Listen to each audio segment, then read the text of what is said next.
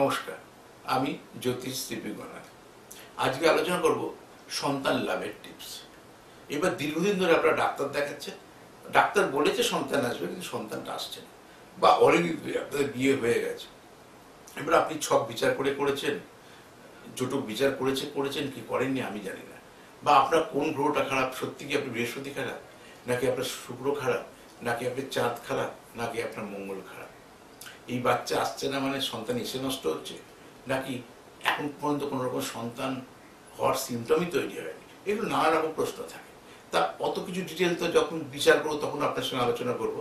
সেটা এখন টিপসের একটা অনুষ্ঠান, যে আপাতত যাদের দীর্ঘদিন ধরে সন্তান হচ্ছে না, অথচ ডাক্তার বলছে সন্তান হবে, গ্রহগত ডাক্তার জানে না, ডাক্তার মেডিকেল সায়েন্সের মাধ্যমে ডাক্তার বলেছে আপনি এই ট্রিটমেন্টগুলো করুন, হবে।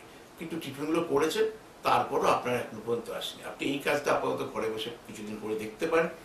তারপর মনে করবেন, তখন আপনার দুজনের হরোস্কোপটা নিয়ে আমার কাছে আসবেন, আমি বিচার করে পার্মানেন্ট সলিউশন দেবো, যে সন্তান আসবে কি আসবে না, এলে কি পসিবিলিটি আসতে পারে, কোন গ্রহগুলো খারাপ রয়েছে, সন্তান কারো গ্রহ কোনটা, কেন আপনার সন্তানটা আসছে না, এলে আপনার আইডিয়াল টাইম কখন, যখন দুজনের জটুক বিচার করবো, যে বিয়ের সময় ম্যাচ প্যাকিং করে, ঠিক সন্তান আসার ক্ষেত্রে কিন্তু দুজনের হরোস্কোপটাই আপনাকে বিচার করাতে হবে।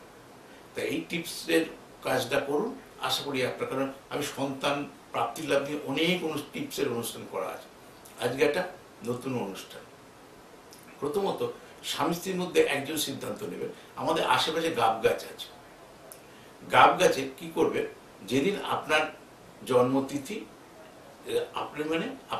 আপনি দাদা ছেলের জন্মতিথি আর দিদিভাই জন্ম নক্ষত্র, আবার বলি আপনার জন্মতিথি আর দিদিভাই জন্ম নক্ষত্র, ওই দিন একটু কালো কাঠ আর একদিন একটা মেরুন কাঠ, এই দুটো কাঠ একদিন তিথিতে কাটবেন, মানে তিথি মানে দাদাদের, আর নক্ষত্রে কাটবেন দিদিভাই। ওগুলো কিনে নিয়ে আসবেন, কিনে নিয়ে এসে কি করবেন, একটু বেশি করে কিনবেন, কিছুটা কেটে, মানে কি করে 3 হাত করে কাটবেন, 3 হাতের মাপ করে কেটে, কালোটাও তাই কাটবেন, মেরুনটাও কাটবেন। দুদিনে আপনার দাদা হলে তিথি আর দিদিভাইয়ের নক্ষত্র দিন, ওটা কেটে আগে রেডি করে রাখবেন।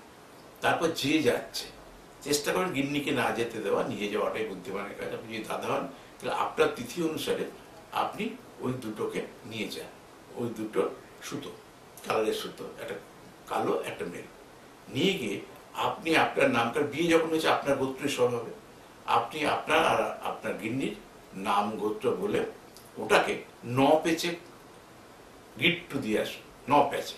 তার প্রথম কালোটা জ্বলালেন, তার উপর দিয়ে মেরুনটা জ্বলালেন, অথবা মেরুনটা আগে জ্বলালেন, দিদি ভাইরা গেলে মেরুনটা আগে জ্বলাবে, তারপর কালোটা, আর যদি দাদা ভাইরা গেলে আগে কালো জ্বলাবেন, তারপর মেরুনটা। যদি 9 প্যাচে 9টা গিট এটারও, কালোটারও, 9টা গিট মেরুনটারও দিয়ে মনোবাসনা বলে চলে আসুন বাড়িতে। আর আসার পথে আর পেছন দিয়ে রাস্তার দিকে তাকাবেন না। ঠিক এরকম করে আপনার 21টা সপ্তাহ যাবে। 21টা সপ্তাহ যাওয়ার পর আপনি গিয়ে দেখবেন যে গিটগুলো অক্ষত আছে কিনা। যদি দেখেন গিটগুলো অক্ষত আপনার নেই, তাহলে জানেন আপনার সাকসেস অলরেডি হয়ে গেছে। গিটগুলো যদি অক্ষত থাকে, তাহলে কোনো রকমই ওখান থেকে উপকার পাবেন না, সেটা আপনি নিজেই তখন বুঝে যাবেন। আর যদি অক্ষত না থাকে, ছিঁড়ে গেছে, ফেটে গেছে, ছিঁড়ে যাওয়া ফেটে যাওয়াটাই স্বাভাবিক যদি আপনার কপালে থাকে।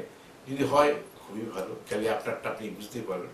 আর যদি দেখা যায় না, সেটা কোনো রকমভাবে কেটে গেছে, ফেটে গেছে, ছিঁড়ে গেছে, মনে হচ্ছে শুধু গিটগুলো আমি যেভাবে দিকে যেন সেই গিট নেই, 21 সপ্তাহের পর আপনি কিন্তু যাবেন।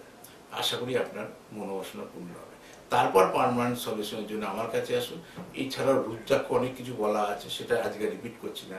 কমুখী রুদ্রাক্ষ করলে সন্তান হওয়ার সম্ভাবনা থাকবে, এরকম বলা আছে। আবারও বলে দিই, 6 আর 3 9 মুখী, 9 অনেক রকম হবে, 6 3 9 হয়, 8 1 হয়, 7 2 হয়, কিন্তু এখানে 6 আর 3 মুখী এই কম্বিনেশনে রুদ্রাক্ষ করলেও কিন্তু সন্তান লাভের জন্য অনেক সম্ভাবনা থাকে।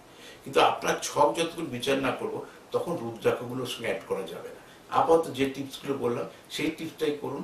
তারপর আমি সিবি গণা দিয়ে আপনাদের ছিলাম, আছি, থাক। নমস্কার।